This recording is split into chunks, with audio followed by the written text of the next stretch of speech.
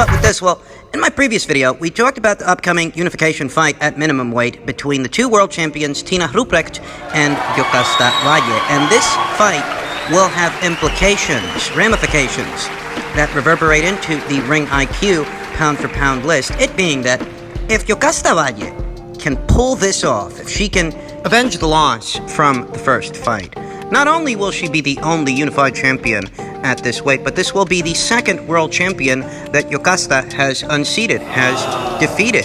In August of last year, she unseated the then IBF minimum weight champion from Spain, Joana Pastrana.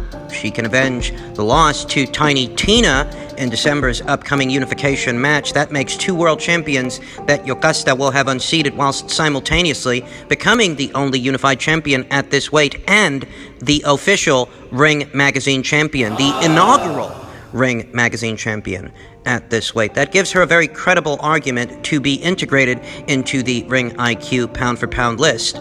There is a immaterial situation involving Tigresa Acuña, the IBF super bantamweight champion who is ranked in the lower tier of the Ring IQ pound-for-pound list. It was previously reported that up-and-comer Tatiana Zrazevskaya and Argentinian slugger Daniela Bermudez were going to be fighting for what was Tigresa Acuña's title. It was reported that Tigresa Acuña was labeled a champion in recess by the IBF, and you know what the rules are for the Ring IQ pound-for-pound list. Any fighter absent of a world title cannot maintain a spot on the list, as the list is only for winners and only for champions, active reigning champions, not former champions or champions in recess. But we know that the bout was postponed as a result of Daniela Bermudez's father and trainer Coronavirus was diagnosed with COVID-19. I had a brief correspondence with one of Tatiana Zrazevskaya's handlers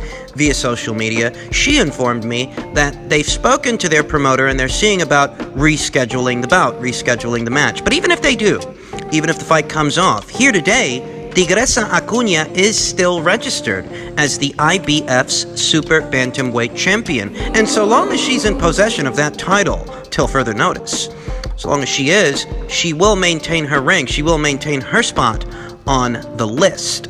And the way that pertains to the upcoming Ruprecht versus Valle unification match is that affects what vacancies are available on the Ring IQ pound-for-pound list. That affects who goes where, what movement occurs in the upcoming weeks and months. That if Tigresa Acuña has vacated her title, if she is in fact a champion in recess, then that opens up a vacancy, and that would allow the winner of this fight to slide into that vacant slot. But if Tigresa Acuña still is the IBF's super bantamweight champion, if she still is in possession of her world title, then her spot is facilitated until further notice, until somebody pries that title away from her.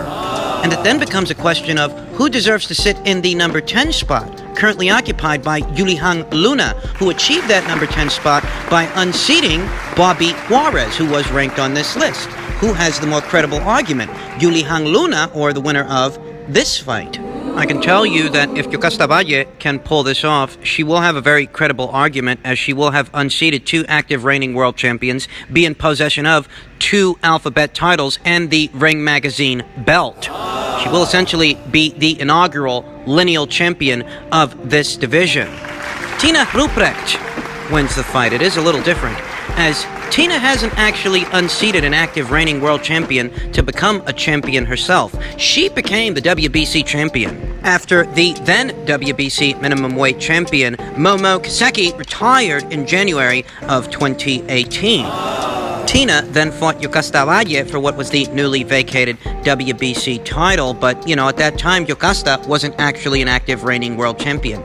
So if she wins the rematch, that would be one active reigning world champion that Tina has unseated, albeit an active reigning champion that she beat before, but better still, that's just one champion's scalp. Just one. Comparatively, I'd have to say that the scalp of Barbie Juarez for Yulihang Luna is a bigger scalp than beating Jocasta for the second time. So, I mean, it is contentious, it is immaterial, it is an evolving situation that will require clarification moving forward as to what the pecking order is going to be based on the developments, whatever they might be. There is also the men's ring IQ pound for pound list to be addressed. What movements we can expect to see in the near future based on current events. We know it was announced that Canelo Alvarez will be returning to action. Canelo, who occupies the number 2 spot behind Manny Pacquiao, who sits at number 1. Manny being the most accomplished fighter of all the fighters ranked on this list. And the thing about Manny is, he is the most accomplished fighter on this list. I think that goes without saying. I think we can all agree on that. But along with being the most accomplished fighter on this list, he's also the least active. I mean, every other fighter on this list has either seen or is going to see some action in the last 12 months, whereas when it comes to Manny, it's been over a year since he unseated Keith Thurman, the then unbeaten Keith Thurman, for the WBA welterweight title. The hierarchy of thought behind the stipulation, one of the governing rules of the list, that a fighter must be currently in possession of a world title in order to maintain a rank. The school of thought behind that rule is that we're not just rating a fighter for what he used to do or who he used to be, things he's done in the past, but also who he is in the present. At what level is he competing here and now, here today? And when it comes to Manny, he's not competing at all. It's been over a year since he competed against anybody. So while he still is an active reigning world champion, there's something to be said about his absence from the ring, and given what news is circulating in reference to Manny, that he might end up having that Conor McGregor crossover fight, and I sincerely doubt that the WBA welterweight title is going to be on the line in that spectacle. There was a bit of news that was circulating a few weeks ago that Manny Pacquiao could be stripped in the upcoming year because he's due a mandated title defense, and Manny's plans don't seem to indicate defending his title against mandatories, Yordenis Ugas or any one of those guys holding the baby belt. It looks a lot like Manny is set to exit from the sport and go for one last cash grab in a crossover fight against Conor McGregor, and if it happens that way, Manny's going to lose his spot. Canelo Alvarez, if he is successful against Callum Smith next month, he will move into the number 1 spot on the Ring IQ pound for pound list. He will occupy that position. Whether it's by way of the merit of his recent activity or it's by way of process of elimination, Manny Pacquiao simply vacating the title and moving on with his life, one way or another, it does look a lot like Canelo Alvarez is set to be Ring IQ's next number 1 pound for pound fighter. Those are what movements you can expect to see on both the men and women's Ring IQ pound for pound lists in the upcoming weeks and months based on a variety of scenarios. But that is the gist of it. Very soon, Canelo Alvarez could be ranked as the number 1 guy on the Ring IQ pound for pound list. And just in keeping with the theme of all things Canelo, Zurdo Ramirez says, Canelo knows our paths will cross. It won't be pretty for him. He was quoted as saying, I'm looking forward to hosting my first fight and appreciate all the support and love I've received, said Ramirez.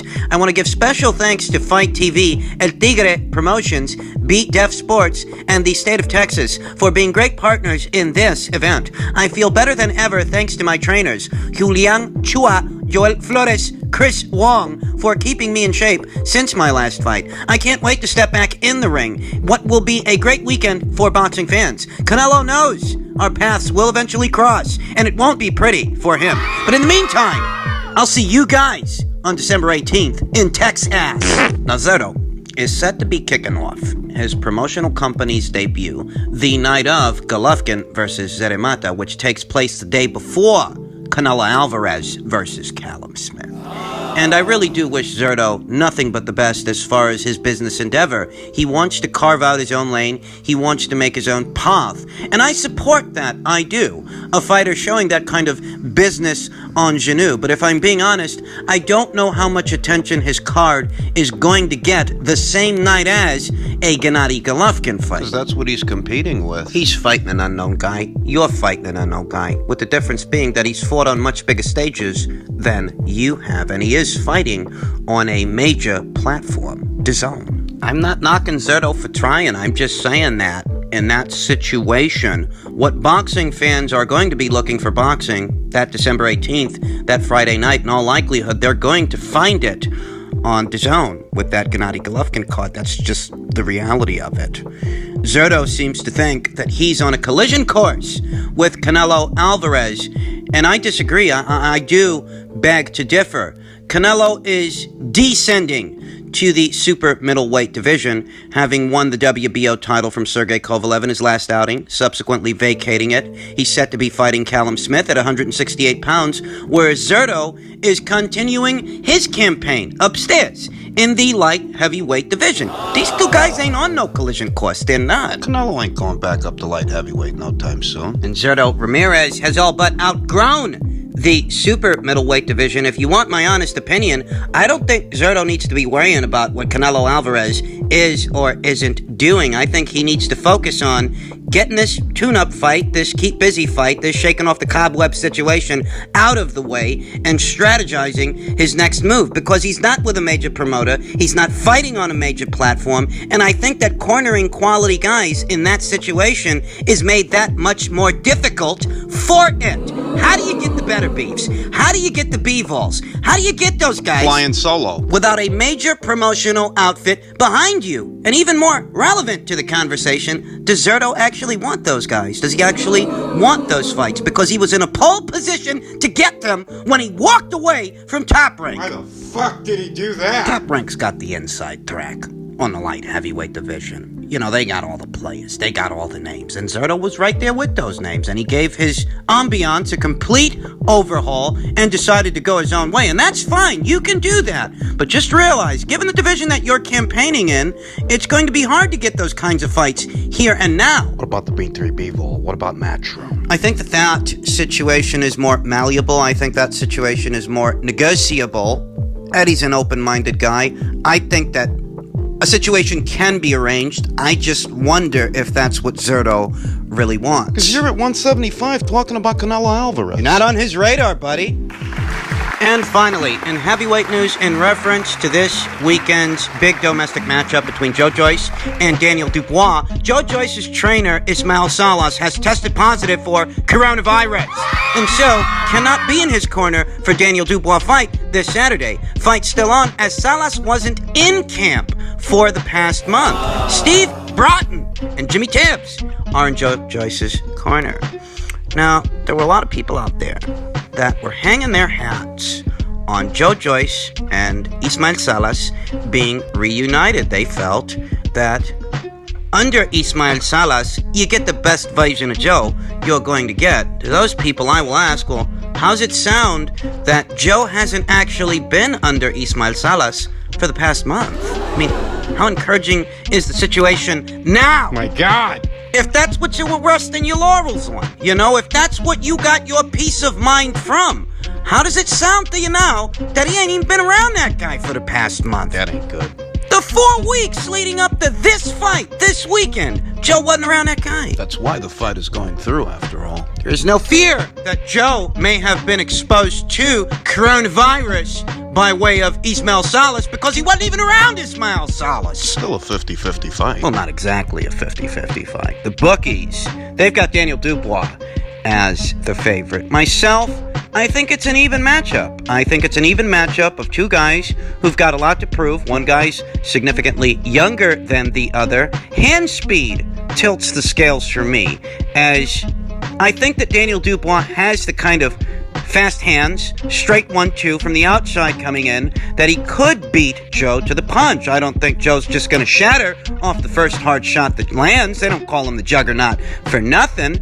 But, you know, slow-mo Joe, it's not like this guy's got the best defense. He really don't.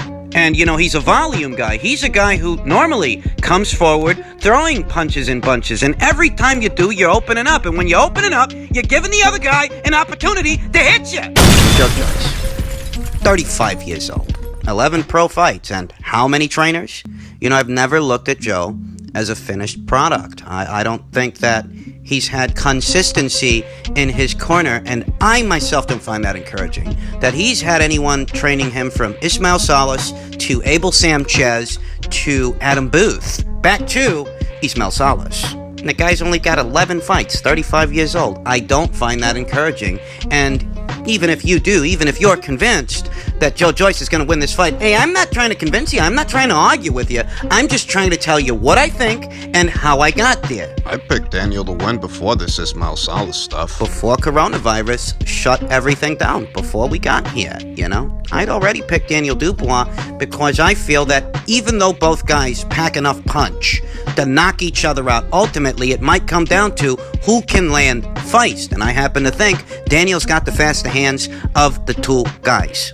But it's still, for all of you guys out there who thought that Ismael Salas was Joe Joyce's ace in the hole, that's going to be the turning point, the determining factor on what happens here, that with Ismael in the corner, you get the best version of Joe you're gonna get. It's not in his corner, bro. He's not gonna be there, and he hasn't been there with Joe in the, 4 weeks leading up to this weekend, leading up to this fight. I don't think that's encouraging. That Ismael Salas is reported to have been in the States for 4 weeks and has not even been in contact with Joe Joyce, ahead of what is Joe Joyce's biggest test, his stiffest test, his toughest challenge. It's one thing the guy testing positive. That leading up to the fight, all the preparations, the necessary preparations and build-up have already been made, and it's just the fight that Ismael is going to miss. But that's not what these reports are saying. These reports are saying that the guy wasn't there for the last 4 weeks, and he's not going to be there